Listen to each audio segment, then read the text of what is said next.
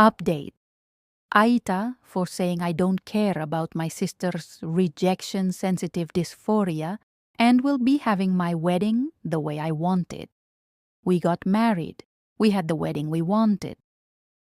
On Friday afternoon, we went to City Hall, signed the paperwork, and had a very quick ceremony.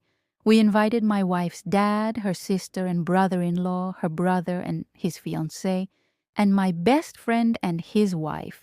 My best friend and his wife were the ones who introduced me to my wife back when my friend, my wife, and I were serving in the armed forces. That evening, everyone went out to a nearby restaurant for dinner. Everyone took some photos so we can remember the day, but things were very relaxed. We all wore clothes we already had, and we kept everything low-key. My wife and I spent Saturday together, and we both have to work today.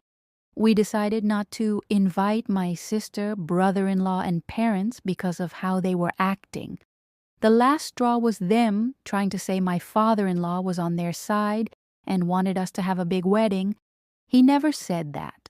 I actually think he was a tiny bit relieved because my wife's sister got married this year and her brother is getting married next year.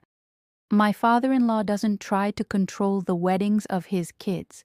He helps out with errands if he's needed, but he doesn't try to control or change things. I think he was relieved my wife and I didn't have a big wedding, but he would never say that out loud or comment on his kids having a big or small wedding.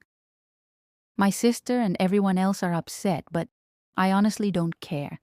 I don't think it is unreasonable for a couple to have the wedding they want, or to have all the attention on them when it's their wedding day. I can't believe my parents and my brother-in-law are entertaining her ideas on this. If we did have wedding parties, my wife would want her own sister as the maid of honor, not my sister. I don't know where my sister got the idea she would get to walk down the aisle alone with flowers before my wife did, or have a special role as sister of the groom. I don't know why her, my parents, and my brother-in-law think they get to control my wedding. My wife and I are adults. We don't live with any of them, and we have jobs as our own money.